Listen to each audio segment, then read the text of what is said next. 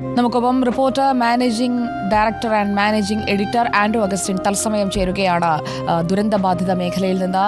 Andrew Augustine, ഇപ്പോൾ പ്രഖ്യാപിച്ച കാര്യങ്ങൾ അത് നമ്മൾ മുഖ്യമന്ത്രിയുമായി നേരിട്ട് സംസാരിക്കാൻ പോകുന്ന കാര്യങ്ങളാണ്. കേവലം വാചകത്തിലല്ല, പ്രവൃത്തിയിലേക്ക്, ഒരു നന്മയുടെ പാതയിലേക്ക് എല്ലാവരും നാടൊരുമിച്ച് നീങ്ങേണ്ട സമയമായി കഴിഞ്ഞിരിക്കുകയാണ്. ക്യാമ്പുകളിൽ നിന്ന് തിരിച്ചെത്തുന്നവർക്ക് അവർ ജീവിച്ചിരുന്നതിനേക്കാൾ മികച്ച സാഹചര്യം അത് ഉറപ്പാക്കുന്നതിനല്ലേ നമ്മൾ മുൻകൈ എടുക്കുന്നത്?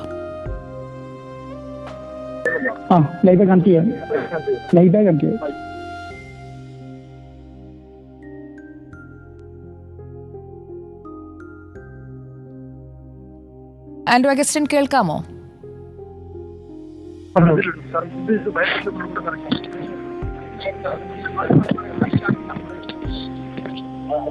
പറഞ്ഞോളൂ, കേൾക്കാം.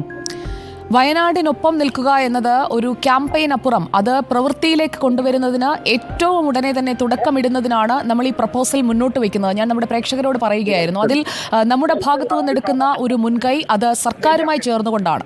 സർക്കാരിനൊപ്പം നിന്നുകൊണ്ട് എല്ലാ സംവിധാനങ്ങളും ഒന്നിച്ചു ചേർന്നുകൊണ്ടുള്ള ഒരു പുതിയ ആവാസ വ്യവസ്ഥയുടെ നിർമ്മിതി, അതിനല്ലേ നമ്മൾ മുൻകൈ എടുക്കുന്നത്?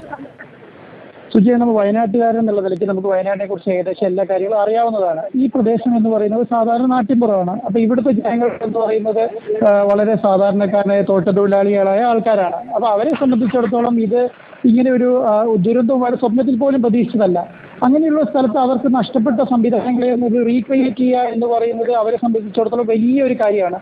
സർക്കാർ വിചാരിച്ചാൽ അത് എത്ര ശതമാനം ചെയ്യാൻ പറ്റും എന്നുള്ള കാര്യത്തെ കുറിച്ചിട്ട് അവർ വളരെ സാധാരണക്കാരായ തോട്ടത്തൊഴിലാളികളായ ആൾക്കാരാണ്. അപ്പോൾ അവരെ സംബന്ധിച്ചിടത്തോളം ഇത് ഇങ്ങനെ ഒരു ദുരന്തവും അവർ സ്വപ്നത്തിൽ പോലും പ്രതീക്ഷിച്ചതല്ല. അങ്ങനെയുള്ള സ്ഥലത്ത് അവർക്ക് നഷ്ടപ്പെട്ട സംവിധാനങ്ങളെ റീക്രിയേറ്റ് ചെയ്യുക എന്ന് പറയുന്നത് അവരെ സംബന്ധിച്ചിടത്തോളം വലിയൊരു കാര്യമാണ്.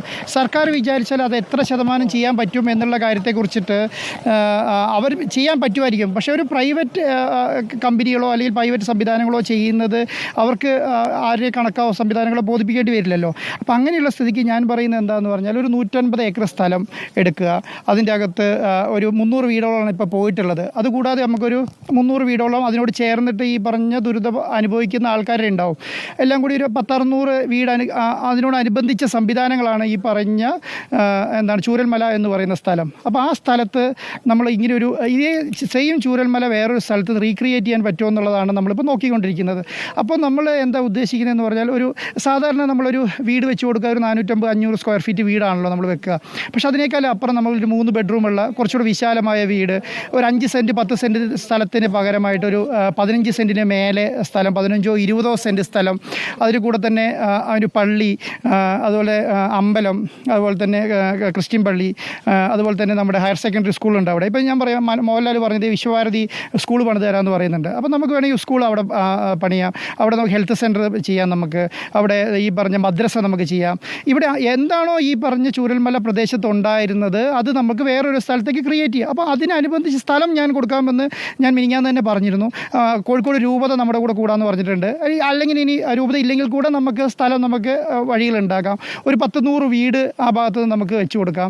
അങ്ങനെ ഒരു വലിയ പ്ലാനോട് കൂടിയിട്ട് ഇതിന് ചെയ്യുക എന്നുള്ള അർത്ഥത്തിലാണ് റിപ്പോർട്ടർ TV ഇതിനെ കൈകാര്യം. കാരണം ഇവിടുത്തെ നാട്ടിൻ പുറത്തെ ആൾക്കാർ ഒരു 70% ആൾക്കാർ ഞാൻ ഇവിടുത്തുകാരനായതുകൊണ്ട് എനിക്ക് അറിയാവുന്ന ആൾക്കാരാണ്. നമ്മുടെ കൂടെ ജോലി ചെയ്തതോ നമ്മുടെ എസ്റ്റേറ്റ് പണിയെടുത്തോ ആൾക്കാരൊക്കെ തന്നെയാണ്. പക്ഷേ ഇവരുടെ ഒരു സാധാരണ മനുഷ്യരായതുകൊണ്ട് ഇവിടെ ഉണ്ടായിരുന്ന തോട്ടം തൊഴിലാളികളുടെ എല്ലാം മക്കൾ പഠിച്ച് ഡോക്ടർമാരോ പോലീസുകാരോ അതുപോലെ തന്നെ എഞ്ചിനീയർമാരോ വിദേശത്തൊക്കെ പോയത് അവരുടെ മക്കൾ പഠിച്ചുണ്ടാക്കിയതാണ്. നമുക്ക് കഷ്ടപ്പെട്ട് വളർത്തി. ഇപ്പോൾ അടുത്ത കാലങ്ങളിലാണ് ഇവിടെ ഈ 2 നില വീടുകളൊക്കെ വന്നിട്ടുള്ളത്. അപ്പോൾ ഈ 2 നില വീട് പണിയാൻ വേണ്ടി എത്രയോ കഷ്ടപ്പെട്ടിട്ടുണ്ടാവും. അപ്പോൾ അങ്ങനെയുള്ള സംവിധാനങ്ങൾ മുഴുവനാണ് അവർക്ക് നഷ്ടപ്പെട്ടത്. അത് നമ്മളൊരു കോളനി സംവിധാനത്തിലേക്ക് പോകരുത് എന്നുള്ളതാണ്. അപ്പോൾ ഇന്നലെ മുഖ്യമന്ത്രി അത് വളരെ വിശദമായിട്ട് തന്നെ പറഞ്ഞു, നമുക്ക് വേണമെങ്കിൽ ഈ പറഞ്ഞ പോലെ ടൗൺഷിപ്പ് പണിയാമെന്നുള്ളത്. അത് കുറച്ചും കൂടെ വിശാലമായ അർത്ഥത്തിലാണ് ഞങ്ങൾ റിപ്പോർട്ടർ TV അതിനെ കണ്ടിട്ടുള്ളത്. കുറച്ചുകൂടി വിശാലമായ അർത്ഥത്തിൽ എത്ര സ്ഥലമാണോ വേണ്ടത് അത്രയും സ്ഥലം നമുക്ക് നമ്മളിലുള്ള സ്ഥലം ഞാൻ ഓൾറെഡി കൊടുക്കാമെന്ന് പറഞ്ഞിട്ടുണ്ട്. ഇനി അത് പറ്റുന്നില്ലെങ്കിൽ അതിന് വേണ്ട സ്ഥലം പ്രപ്പോസ് ചെയ്യുന്ന സ്ഥലം നമുക്ക് എടുക്കാം. അതെടുത്തിട്ട് നമുക്ക് അങ്ങനെ വേണമെങ്കിൽ ചെയ്യാം. അതിൻ്റെ അപ്പുറം ഈ പറഞ്ഞ സ്കൂളുകളും പിന്നെ ഈ പറഞ്ഞ ഹെൽത്ത് സെൻ്ററുകൾ, ഈ പറഞ്ഞ അമ്പലം, പള്ളി, അതുപോലെ തന്നെ അടുത്തടുത്ത വീടുകളുണ്ടായിരുന്നവർ അവരെ എങ്ങനെയാണോ കൈകാര്യം ചെയ്തത് അതിനനുസരിച്ച് വേണ്ട എല്ലാ സംവിധാനങ്ങളും നിർത്തിക്കൊണ്ട് ചെയ്യാമെന്നാണ് സുജിയ ഞാൻ വിചാരിക്കുന്നത്. അത് റോയ് സാറോട് നമ്മുടെ ചെയർമാൻ റോജി അഗസ്റ്റിനോട് ഞാൻ സംസാരിച്ചിരുന്നു, വൈസ് ചെയർമാൻ സുജി സാറോട് നമ്മൾ സംസാരിച്ചിരുന്നു. അതിനേക്കാളും കൂടുതൽ നമ്മുടെ റിപ്പോർട്ടർ ആർമി വളരെയധികം സപ്പോർട്ടായിട്ട് നിൽക്കുന്നുണ്ട്. നമ്മൾ 100-300ഓളം 350ഓളം വരുന്ന ജേർണലിസ്റ്റുകൾ അതിന് വേണ്ടിയിട്ട് സപ്പോർട്ടായി നിൽക്കുന്നുണ്ട്. ഇതൊരു വലിയ ഇനീഷ്യേറ്റീവ് ആയാൽ മാത്രമാണ് നടത്തുക. അപ്പോൾ ഞാനിത് ഉദ്ദേശിക്കുന്നത് തന്നെ അടുത്ത ഓണത്തിന് എന്ന് പറയുക 8 മാസം 9 മാസം നമുക്ക് അടുത്ത ഓണത്തിനുള്ളത്. ഈ ഓണത്തോടനുബന്ധിച്ച് ഈ പറഞ്ഞ സംവിധാനം നടപ്പിലാക്കുക. ഓണത്തിന് നമുക്ക് എല്ലാവരെയും അവിടെ പാർപ്പിക്കാൻ പറ്റുന്ന ഒരു സിംഗിൾ പ്രൊജക്റ്റായിട്ട്, കാരണം നമുക്ക് സ്റ്റേജ് ബൈ സ്റ്റേജ് അല്ലാതെ സിംഗിൾ പ്രൊജക്റ്റായിട്ട് കംപ്ലീറ്റ് ചെയ്യണം എന്നാണ് ഉദ്ദേശിക്കുന്നത്. അപ്പോൾ സർക്കാരിൻ്റെ ഭാഗത്ത് നിന്ന് വലിയ സപ്പോർട്ട് കിട്ടിയാലേ പറ്റുള്ളൂ. ഇപ്പോൾ ഞാൻ ഇന്നലെ പ്രതിപക്ഷ നേതാവിനോട് സംസാരിക്കാൻ വേണ്ടി ഇന്നലെ ഞാൻ രാത്രി സംസാരിച്ചിരുന്നു. അപ്പോൾ അത് ആലോചിച്ചിട്ട് പറയാമെന്ന് പറഞ്ഞു.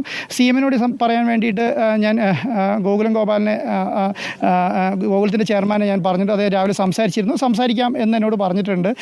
ഞാൻ രാവിലെ വിളിച്ചിരുന്നത് കിട്ടിയില്ല. ഞാൻ മിനിസ്റ്റേഴ്സിനോട് ഞാൻ ഓൾറെഡി പറഞ്ഞിട്ടുണ്ട്.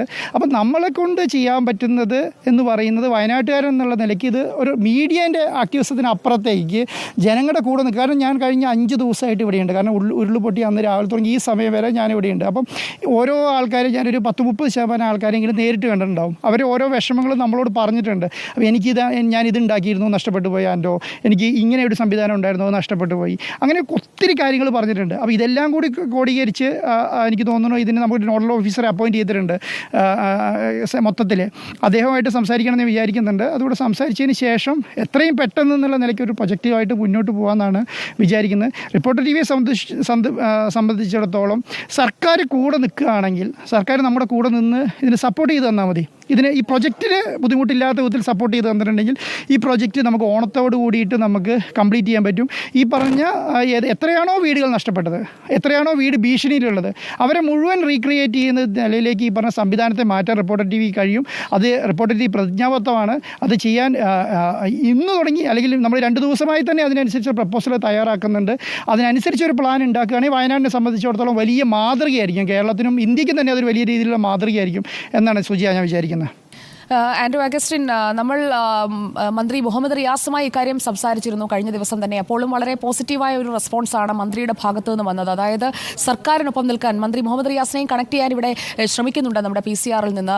ഇക്കാര്യത്തിൽ സർക്കാരിനൊപ്പം നിൽക്കുക, അതായത് ഒരു സംവിധാനം ആകെ ഒന്നായി നിൽക്കുക എന്നുള്ളതാണ്. പ്രത്യേകം സഹായങ്ങൾ ചെയ്തു കൊടുക്കാൻ കഴിയുന്നവർ അത് ചെയ്യാമെന്ന് പറഞ്ഞ് മുന്നോട്ട് വരുന്നുണ്ട്. ഇപ്പോൾ മോഹൻലാൽ 3 കോടി രൂപ, അതോടൊപ്പം തന്നെ സ്കൂളിൻ്റെ പുനർനിർമ്മാണം, ഇതെല്ലാം ചേർന്നുകൊണ്ട് ഒരു സംയുക്ത സംരംഭമായി ഇത് മാറ്റുക എന്ന ഒരു ആശയത്തിനൊപ്പമാണ് നമ്മൾ നിൽക്കുന്നത്. അത് നമ്മുടെ പ്രേക്ഷകരും അതിനോട് ചേർന്ന് നിൽക്കുകയാണ്. ഇത് ഒരു ഇനിഷ്യേറ്റീവായി എടുത്തുകൊണ്ട് ഒരു നാടിനെ തിരികെ പിടിക്കുക. വയനാട് എൻ്റെ നാടാണ് വയനാട് എന്ന ഒരു ബോധ്യത്തോടെ ഓരോ മലയാളിയും ഒന്നിച്ച് നിന്നുകൊണ്ടുള്ള ഒരു സമഗ്രമായ ഒരു പുനർനിർമ്മാണ പാക്കേജ്, അതിനാവശ്യമായ ഒരു പ്രപ്പോസൽ അല്ലേ നമ്മൾ ഇപ്പോൾ സമർപ്പിക്കാൻ പോകുന്നത്. സർക്കാർ സംവിധാനങ്ങൾ ആദ്യഘട്ടത്തിൽ നമ്മളോട് പറഞ്ഞിരിക്കുന്നത് വളരെ പോസിറ്റീവായ റെസ്പോൺസാണ്. മന്ത്രി PM മുഹമ്മദ് റിയാസിനോട് ഞാൻ സംസാരിച്ചപ്പോൾ അദ്ദേഹം പോസിറ്റീവായി തന്നെയാണ് കാര്യത്തെ, നമ്മുടെ ചെയർമാൻ ഒപ്പം ബിഷപ്പ് ഒക്കെ പറഞ്ഞ കാര്യങ്ങളെ വളരെ പോസിറ്റീവായിട്ടാണ് എടുക്കുന്നത്. നമുക്ക് ഒന്നിച്ച് ചെയ്യാം എന്നാണ് മന്ത്രി PM മുഹമ്മദ് റിയാസ് നമ്മളോട് പറഞ്ഞതും. ആൻഡോ,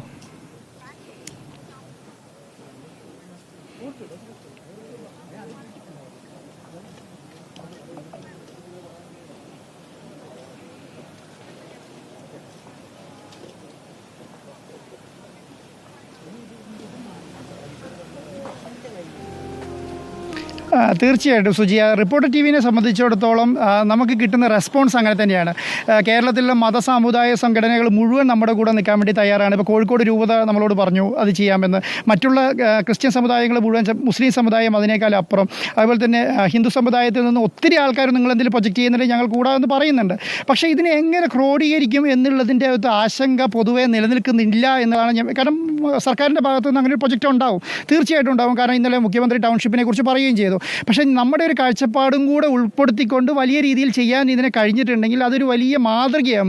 ഇങ്ങനെയുണ്ട ദുരന്തം. കാരണം ആൾക്കാർ എപ്പോഴും പാനിക്കാകുകയാണ്. ഒരു ഇൻസിഡൻറ്റ് ഉണ്ടായ ആൾക്കാർ എപ്പോഴും പാനിക്കാകുകയാണ് ചെയ്യുക. ആ പാനിക്കാകുന്ന സംവിധാനത്തിൽ നിന്ന് മാറ്റി അവർ ഈ പറഞ്ഞ റിയാലിറ്റിയിലേക്ക് തിരിച്ചു വരുന്ന സമയത്ത് നമ്മൾക്ക് നഷ്ടപ്പെട്ടതിനേക്കാൾ അത്രയല്ലെങ്കിൽ കൂടെ അവർക്ക് നഷ്ടപ്പെട്ടൊന്നും നമുക്ക് തിരിച്ചു കൊടുക്കാൻ പറ്റില്ല. എങ്കിൽ കൂടെ അവരുടെ ഭൗതികമായി നഷ്ടപ്പെട്ട കാര്യങ്ങളിലെല്ലാം നമുക്ക് എന്തൊക്കെ ചെയ്യാൻ പറ്റും എന്നുള്ളതാണ് നമ്മൾ നോക്കേണ്ടത്. അതിന് ഞാൻ പറഞ്ഞില്ല, താഴെ നമുക്ക് ശിവക്ഷേത്രം സുജിയ വന്ന് കണ്ടതാണല്ലോ. ആ സ്ഥലങ്ങൾ മുഴുവൻ സുജിയ ഉണ്ടായിരുന്നു. അപ്പോൾ ആ സ്ഥലങ്ങൾ നോക്കിയാൽ മനസ്സിലാവും. അവിടെ ശിവക്ഷേത്രം എന്ന് പറഞ്ഞാൽ അവരുടെ വികാരമാണ്. അവിടുത്തെ പള്ളി എന്ന് പറയുന്നത് അവരുടെ വികാരമാണ്.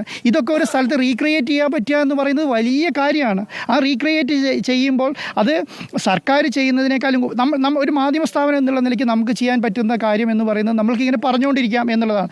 അതിനപ്പുറത്തേക്ക് കടന്നിട്ട് നമുക്ക് എന്ത് ചെയ്യാൻ പറ്റും എന്നുള്ളതാണ് നമ്മളിപ്പോൾ നോക്കുന്നത്. നോക്കുന്നത് എന്തൊക്കെ ചെയ്തു കൊടുക്കാൻ പറ്റും, ഏതൊക്കെ രീതിയിൽ നമുക്ക് കാര്യങ്ങൾ ചെയ്തു കൊടുക്കാൻ പറ്റും, ആരുടെ ഭാഗത്ത് നിന്ന് നമുക്ക് സപ്പോർട്ട് മേടിക്കാൻ പറ്റും. ഇനി മുഖ്യമന്ത്രിൻ്റെ ദുരിതാശ്വാസ നിധിയുമായി ബന്ധപ്പെട്ട് ചെയ്യണമെങ്കിൽ അങ്ങനെയും തയ്യാറാണ്. പക്ഷേ ഒരു വലിയ രീതിയിലുള്ള പ്ലാൻ ഇതിൻ്റെ ഭാഗത്തുണ്ടെങ്കിൽ നമുക്കത് വലിയ മാറ്റങ്ങളുണ്ടാവും. ഇപ്പോൾ സുജിയ, ഇപ്പോൾ ഇവിടെ ഭയങ്കര വെയിലാണ്. കാരണം നമ്മുടെ ഇരുളും മറഞ്ഞു, ഇനി നമുക്ക് വെളിച്ചം വന്നു. ഈ വെളിച്ചത്തിന് മേലേക്ക് നമുക്ക് മുന്നോട്ട് പോകാൻ പറ്റണം. ഈ സമയം എന്ന് പറയുന്നത് 2 ദിവസം മുൻപ് സുജിയുള്ള പോലെ അല്ല ഇപ്പം. കാരണം വെള്ളം ഒരു പരിധി വരെ ഒഴുകിപ്പോയി. ഇനി ജനങ്ങൾ റിയാലിറ്റിയിലേക്ക് തിരിച്ചു വരും. ആ റിയാലിറ്റിയിലേക്ക് തിരിച്ചു വരുമ്പോൾ അവരെ മുൻപിൽ അധികം സമയമില്ലാതെ ഒരു പ്രൊജക്റ്റ് വെക്കണം. അതുകൊണ്ടാണ് റിപ്പോർട്ടർ TV ഇതിൻ്റെ ഇമ്മീഡിയറ്റ് ആയിട്ട് തന്നെ ഒരു റിയാക്ഷനിലേക്കും അതിൻ്റെ ഒരു എഫക്റ്റ് ഉണ്ടാകുന്നതിന് മുൻപ് ഈ കാര്യങ്ങൾ നടപ്പിലാക്കുക. അതുകൊണ്ടാണ് ഞാൻ പറയുന്നത് ഓണത്തിനപ്പുറത്തേക്ക് ഇതിൻ്റെ ഒരു പ്രൊജക്റ്റ് പോകരുത്. ഓണത്തിന് മുൻപ് നമുക്കിത് കംപ്ലീറ്റ് ചെയ്യാൻ പറ്റും. ഞാൻ ഇന്നലെ നമ്മുടെ കേളുക്കുട്ടി മേസ്ത്രി, കാരണം അവർ ഒരു ലീഡിങ് കൺസ്ട്രക്ഷൻ കമ്പനിയാണ് മലബാറിലെ, ഞാൻ അവരുടെ അശ്വിനോട് സംസാരിച്ചിരുന്നു. അവരുടെ മാനേജിംഗ് ഡയറക്ടർ അശ്വിനോട് ഞാൻ സംസാരിച്ചിരുന്നു. അശ്വിൻ അവർ 100% തയ്യാറാണ്. സാർ പറയുന്നത് പോലെ ഞങ്ങൾ ചെയ്തു തരാം എന്നാണ്. അവർക്ക് വളരെ ഊരാളുകൾ വിചാരിച്ചാൽ, ഗവൺമെൻറ് വിചാരിച്ചാൽ വളരെ ഈസി ആയിട്ട് ചെയ്യാൻ പറ്റും. അങ്ങനെ 1-2 വലിയ രീതിയിലുള്ള പ്രൊജക്റ്റ് കമ്പനികളെ ഉപയോഗിച്ച് നമുക്ക് ചെയ്യാൻ പറ്റുകയാണെങ്കിൽ ഇമ്മീഡിയറ്റ്ലി ചെയ്യാൻ പറ്റും. റീക്രിയേഷൻ എന്ന് പറയുന്നത് ജനങ്ങളെ സംബന്ധിച്ചിടത്തോളം വലിയൊരു മാറ്റമായിരിക്കും ഉണ്ടാകുക. ആ മാറ്റത്തിന് നമ്മൾ ഒരു ഭാഗവാക്കാകുക എന്നുള്ളത് മാത്രമേ റിപ്പോർട്ടർ TV ഉദ്ദേശിച്ചിട്ടുള്ളൂ. അത് സർക്കാർ പറയുന്ന എന്ത് സപ്പോർട്ടിന് നമ്മൾ തയ്യാറാണ്, എങ്ങനെ വേണമെങ്കിലും നമുക്ക് ചെയ്തു കൊടുക്കാൻ നമ്മൾ തയ്യാറാണ് എന്നുള്ളതാണ്. സർക്കാർ എന്ത് പ്രപ്പോസൽ വെച്ചാൽ അതിൻ്റെ കൂടെ നിൽക്കാൻ റിപ്പോർട്ടർ TV തയ്യാറാണ്. നമ്മുടെ കൂടെ സഹകരിക്കുന്ന ആൾക്കാരും അതിനുവേണ്ടി തയ്യാറാണ്. ആരൊക്കെയാണോ നമ്മുടെ കൂടെ നിൽക്കാൻ വരാൻ ഉദ്ദേശിക്കുന്നത് അവരെയും കൂടെ സർക്കാരിൻ്റെ കൂടെ കണക്ട് ചെയ്ത് പോകുക എന്നുള്ളതാണ്.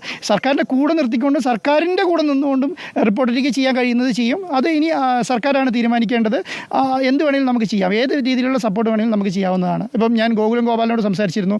അദ്ദേഹം എന്നോട് പറഞ്ഞ് 25 വീടുകൾ ഗോകുലം ഗ്രൂപ്പും എയിമയും കൂടെ ചേർന്നിട്ട് ചെയ്യാമെന്ന് പറഞ്ഞിരിക്കുന്നത്. അവരിന്ന് അനൗൺസ് ചെയ്യുമെന്ന് തോന്നുന്നുണ്ട്. എയിമയും കൂടി ചെയ്യാം എന്ന് പറയുന്നുണ്ട്. അവർ ഓൾ ഇന്ത്യ മലയാളി അസോസിയേഷൻ ഉണ്ട്, അതിൻ്റെ ചെയർമാനാണ് ഗോകുലം ഗോപാലൻ. അദ്ദേഹം കൂടി അതിൻ്റെ കൂടെ ചെയ്യാം എന്ന് പറയുന്നുണ്ട്.